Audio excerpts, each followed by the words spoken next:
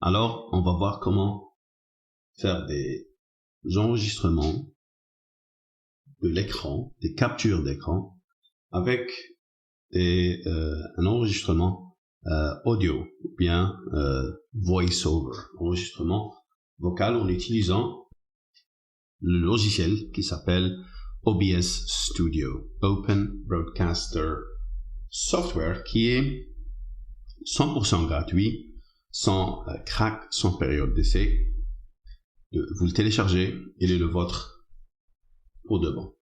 Alors, vous ouvrez le site obsproject.com et vous téléchargez la version qui correspond à votre système d'exploitation. Je pense que la plupart d'entre vous utilisent Windows, alors vous cliquez et vous serez directement réorienté vers téléchargement du logiciel avec une page de présentation et d'informations concernant le logiciel.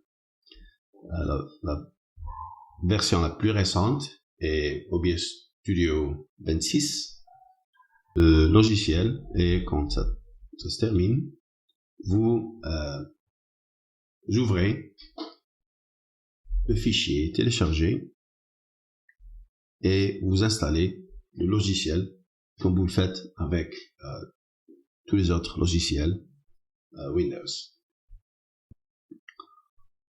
Quand le logiciel de téléchargement est terminé, vous cliquez sur le fichier d'installation, ou l'installer, et vous suivez les étapes comme avec tous les autres logiciels. Ok? Moi, je l'ai déjà téléchargé et j'ai le raccourci dans le bureau. Voilà. C'est OBS Studio. Alors, j'ouvre OBS Studio. Quand vous ouvrez le logiciel, la première chose qui va s'afficher, c'est le choix entre trois profils ou bien trois paramètres, trois collections de paramètres. La première, Optimize for Streaming, Recording is Secondary. Ça veut dire si vous allez utiliser ce logiciel pour la diffusion en direct sur YouTube ou une autre plateforme, vous cochez la première. Mais dans notre cas, on est intéressé ou bien on va se concentrer sur l'enregistrement. Alors on va choisir Optimize just for recording. I will not be streaming. Il y a quelques différences en termes de qualité d'image et de résolution de l'image. Next, on laisse les critères, on laisse le deuxième critère tel qu'il est, et on choisit dans résolution, on choisit 1920 par 1080. C'est la résolution 1080p ou bien HD, la résolution HD. Si vous avez entendu ce mot, c'est ça la résolution High Definition ou bien HD. Voilà. Maintenant, on est devant le logiciel. On voit l'interface du logiciel. Ça peut apparaître compliqué, mais si on comprend les différents composants de ce logiciel, ça deviendra plus facile à utiliser et à gérer. D'abord, il y a la barre des menus qui nous donne accès à des options concernant l'utilisation et la gestion des enregistrements et du logiciel. Ces paramètres-là ne sont pas, ou bien ces menus-là ne sont pas vraiment très importants pour nous, sauf cette partie File Setting, ou bien on peut y accéder à partir de ce panneau de contrôle ici, Setting, c'est les paramètres. pour le moment, on ne va pas changer grand-chose, sauf le format des vidéos qui vont être produits à travers ce logiciel. On va vers Setting, ou bien on peut le faire d'une façon plus facile, File, Settings, ou bien Fichier, Paramètres.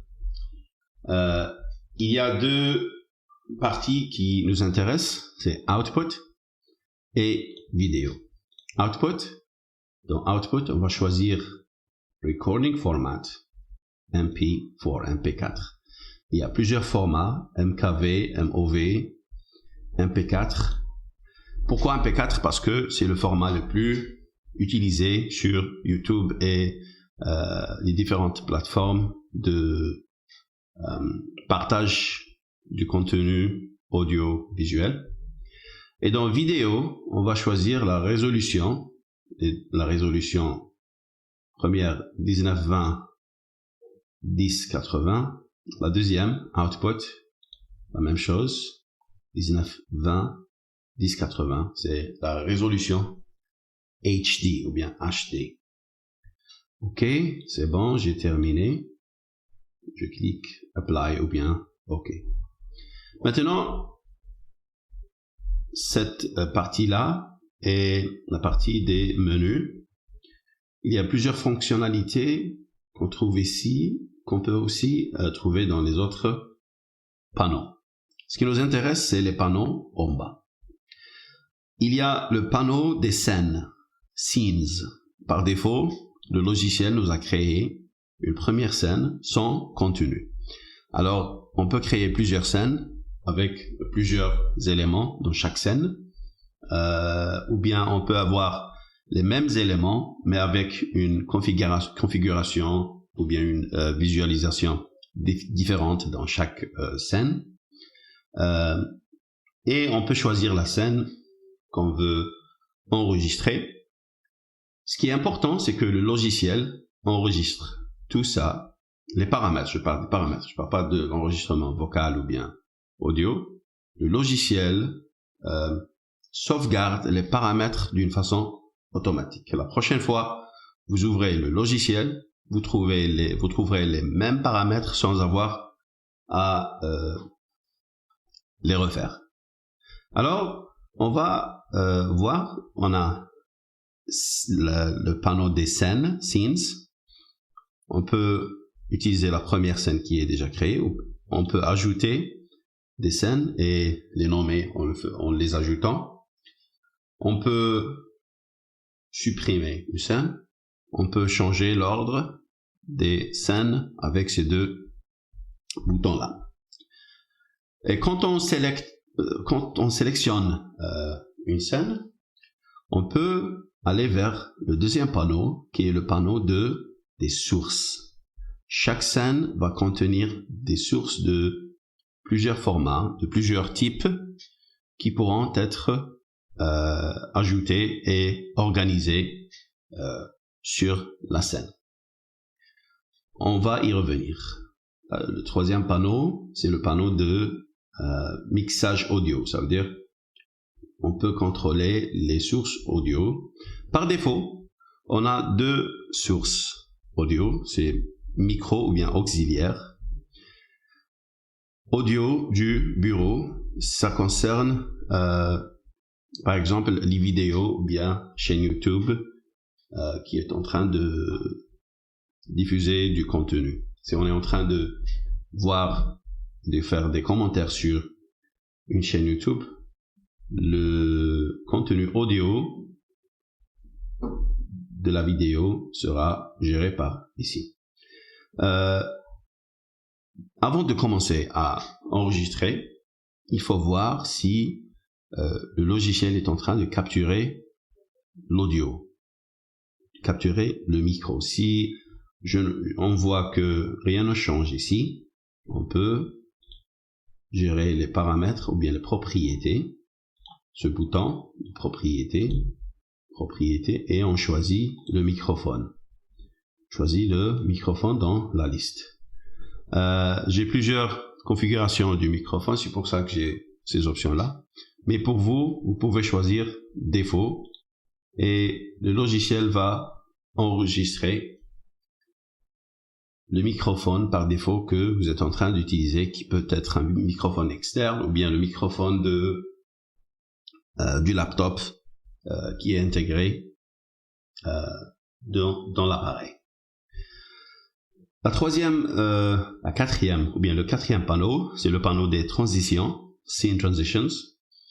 À cette étape-là, on n'est pas vraiment obligé de voir ça. On peut sauter cette étape et aller directement vers le panneau de contrôle, qui nous permet de faire l'enregistrement audiovisuel,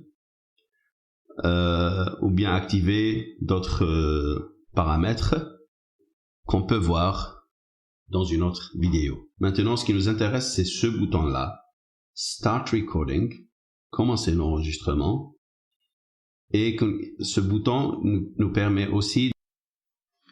Alors, on peut utiliser le bouton Start Recording, ou bien Stop Recording pour commencer et arrêter l'enregistrement. Il y a aussi le bouton Pause à droite qu'on peut utiliser aussi pour temporairement arrêter l'enregistrement si on veut faire autre chose. La scène ou bien au panneau des sources. Au-dessus, juste une petite remarque, au-dessus, quand on ajoute des sources, et on sélectionne une source, on peut la contrôler très facilement à travers cette barre de contrôle qui s'affiche au-dessus des panneaux du logiciel.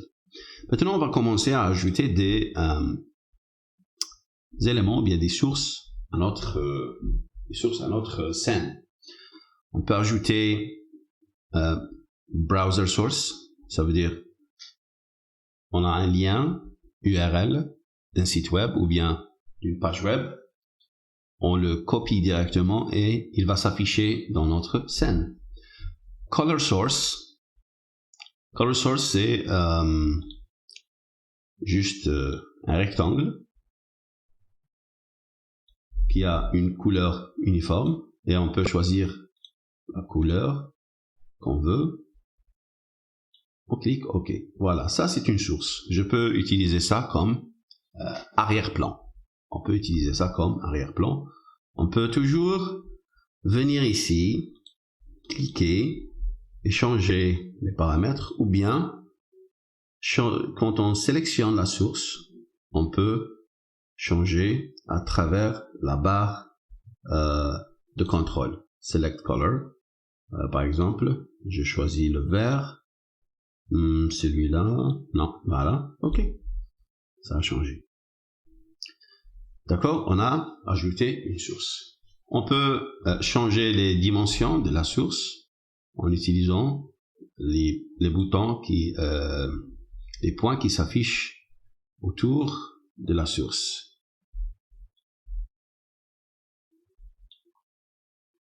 Maintenant, on va ajouter une autre source. Ajouter. On a vu color source. On peut ajouter une capture d'écran, display capture, qui va capturer tout l'écran. D'accord? Display capture. On peut l'appeler screen ou bien écran. Il vaut mieux appeler les sources pour qu'on puisse les gérer plus facilement plus tard. OK. Et voilà. Je peux glisser et changer la position de la source. Je peux changer les dimensions aussi. Je peux aussi changer l'ordre des sources. On va dire que je veux que la source de la capture d'écran soit plus grande que l'autre source. Je fais ça et je change l'ordre. Screen, et j'ai color source. L'ordre des sources dans la liste va me dire quelle source sera superposée sur l'autre. Je vais changer la position de la source screen et mettre la source color en premier. Comme vous voyez, l'ordre a changé. Voilà. Alors, vous pouvez jouer avec les sources, vous pouvez jouer avec les dimensions, avec la position des sources, selon vos préférences. Il y a deux boutons ici qui sont très utiles. Celui-là, c'est la visualisation. Si je veux qu'une source ne soit plus visible, je clique sur ce bouton, l'œil. La même chose pour capture d'écran.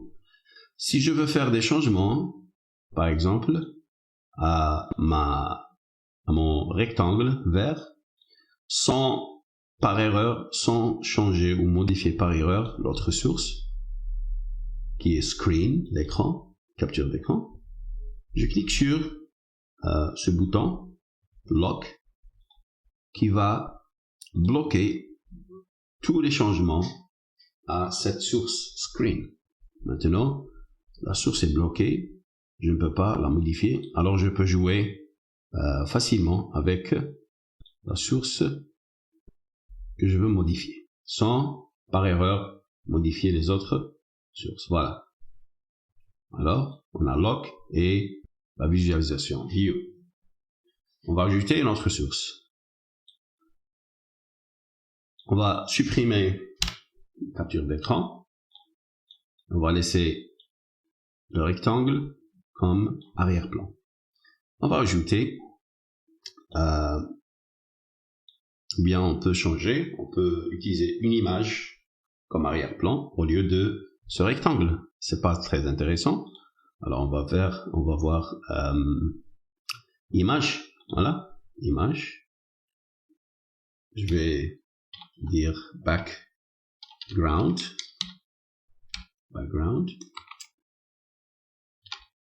arrière-plan, ok, et je vais chercher dans mon micro, c'est la même chose que attacher un fichier à un email. Je vais chercher les images que je peux utiliser comme arrière-plan, faculty, graphs, ok.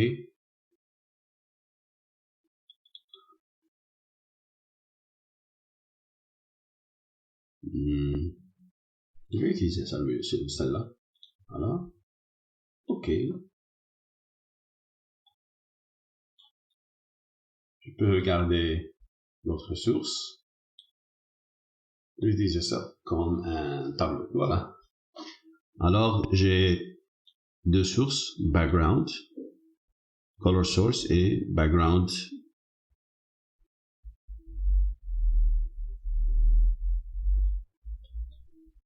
Je peux jouer.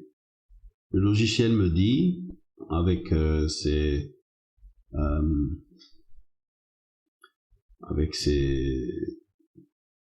lignes-là, il me dit que la source, elle est plus grande que l'affichage, mais ça ne pose pas de problème parce que le logiciel ne va capturer que cet espace-là. Et tout ce qui sort en dehors de cet espace ne sera pas capturé par le logiciel. C'est juste pour m'informer que il y a plus de contenu concernant cette source. On va ajouter display capture. Si vous ne savez pas comment manipuler les fenêtres et les logiciels, vous allez visualiser. Il vaut mieux choisir display capture. Une autre façon de capturer les présentations est window capture. Capture de fenêtre. Voilà, window capture. Et il faut d'abord que la fenêtre ou bien le logiciel que je veux capturer soit ouvert. Si je veux capturer, par exemple, un document Word et j'écris en même temps que j'explique, ou bien par exemple, j'ai déjà écrit un texte et je veux suivre dans le texte, je peux capturer cette fenêtre qui est Document 1 Microsoft Word. Alors on va faire ça, on va choisir Cancel, annuler, on va refaire ça, ajouter une source, Window Capture, ok, et je choisis ici Document 1.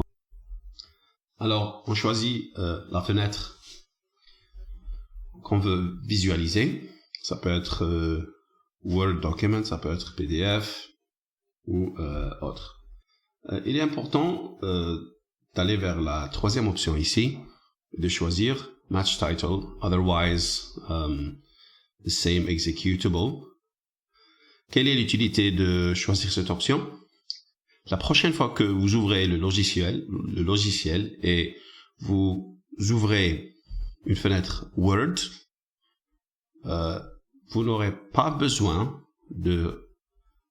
d'ajouter la source à votre scène une deuxième fois. Le logiciel va automatiquement capturer la fenêtre. Il est aussi important de cocher Capture Cursor pour que le logiciel puisse capturer le mouvement de mon curseur quand je suis en train d'expliquer. Alors je peux redimensionner la fenêtre sur le tableau si je veux. Je vais supprimer cette source. Voilà. Je peux réorganiser l'ordre des sources. Je peux toujours faire ça. Je peux aussi redimensionner la source qui est la fenêtre de Word, Document 1, Microsoft Word. D'accord? En utilisant la souris. Si je vois que la fenêtre ou bien le logiciel est en train de capturer toute la fenêtre et il y a des parties dont je n'ai pas besoin, surtout les parties des menus et tout, et je veux capturer juste la partie en blanc, là où il y a le texte et là où je suis en train d'écrire. Comment puis-je réduire la région qui est capturée? J'utilise le bouton du clavier Alt, j'appuie sur Alt et j'utilise la souris pour réduire la région qui sera capturée par le logiciel. Comme ça, je n'enregistre que la partie qui est en blanc. J'ai fait ça en utilisant Alt, le bouton qui est à côté du bouton espace dans le clavier et la souris.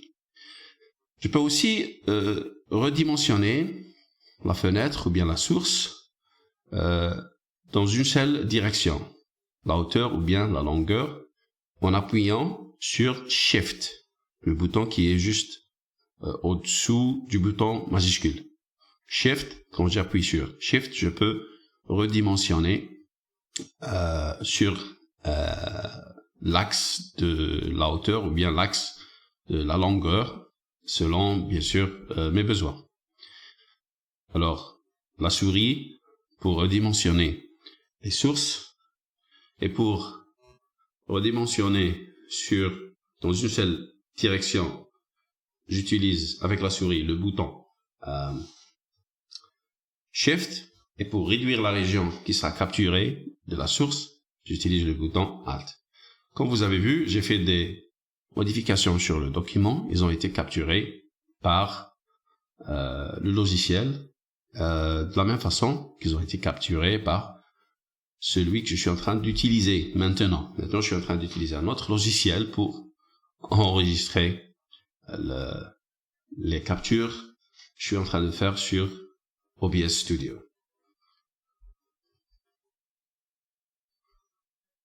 Voilà, je peux ajouter des sources de plusieurs formats, Window Capture ou bien Video Capture. Video Capture, c'est la webcam, parce que la webcam est un outil, c'est un appareil de capture vidéo. Il capture l'audiovisuel, le son et l'image, ou bien il capture la vidéo. Ça peut être la webcam intégrée avec le laptop, ou bien une caméra qui peut être connectée à un ordinateur. Ça, c'est pour une vidéo plus avancée. Il y a plusieurs formats, il y a texte, il y a média qui peut être qui est souvent VLC Media qui est souvent une vidéo, il y a plusieurs types de sources que je peux ajouter et que je peux mettre sur la scène de la même façon que la source Windows. Je peux ajouter Image Slideshow. J'ajoute les images, Add Files. Je choisis les images de mon ordinateur pour choisir plusieurs fichiers à la fois, parce que dans les slideshows, il y a plusieurs images. J'appuie sur le bouton Contrôle. Je pense que vous pouvez faire ça déjà. J'appuie sur le bouton Contrôle et je sélectionne les images une par une. Je choisis les images qui seront visualisées sur le slideshow.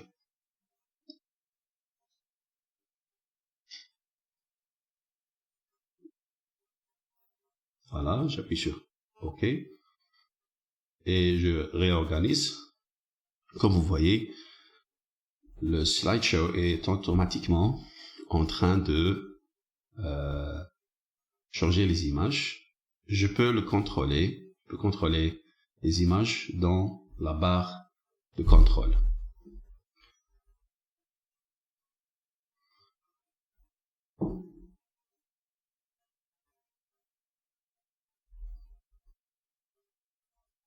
Voilà, je peux appuyer sur pause et je contrôle manuellement les images de la même façon qu'on peut contrôler un logiciel multimédia. L'image précédente, l'image suivante. Ça peut être une façon plus facile si vous avez des images, une présentation en format de plusieurs images que vous voulez afficher comme des slideshows, avec bien sûr l'explication vocale. Comme vous voyez ici, le son est en train d'être capturé par le logiciel, le son du microphone. Voilà.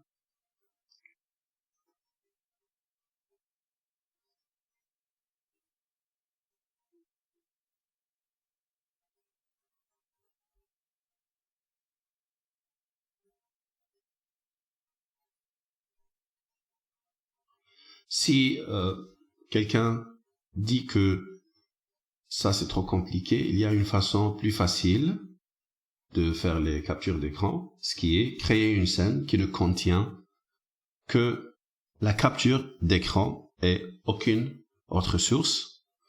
Voilà, j'ai créé une scène, capture d'écran, je choisis Screen or Capture, Display Capture, transformer, clic droit, voilà, je vais transformer ou bien j'utilise le clic droit. J'ai transformé avec la souris, plein écran, notre capture d'écran, sans aucune modification. Bien sûr, il faut s'assurer que le microphone est en marche. Alors, Start Recording.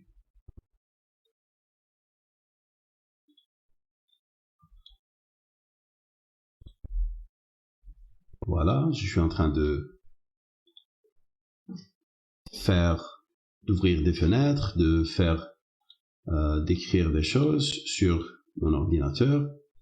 Le logiciel est maintenant en train de capturer tout ça avec l'enregistrement, audio, bien sûr. Voilà. Quand je termine, je fais Stop Recording et je vais vers vidéo. Par défaut, le logiciel enregistre les captures que je fais dans un dossier qui s'appelle vidéo. Il existe par défaut dans chaque ordinateur. Voilà.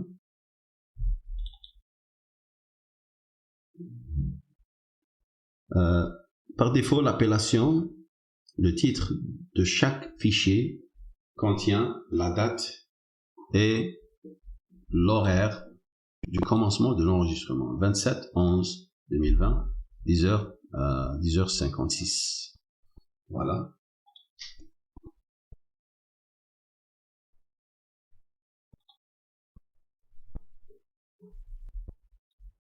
Voilà, je suis en train de ouvrir des fenêtres, d'écrire des choses sur mon ordinateur. Le logiciel est maintenant en train de capturer tout ça avec l'enregistrement. Ce que vous étiez en train d'entendre, c'était pas vraiment moi, c'était l'enregistrement audio qui allait avec la vidéo qu'on vient de créer. Voilà. Dans des prochaines vidéos, on pourra voir plus de détails concernant la gestion des enregistrements audiovisuels avec ce logiciel et l'amélioration de la qualité du produit final. Merci pour votre attention.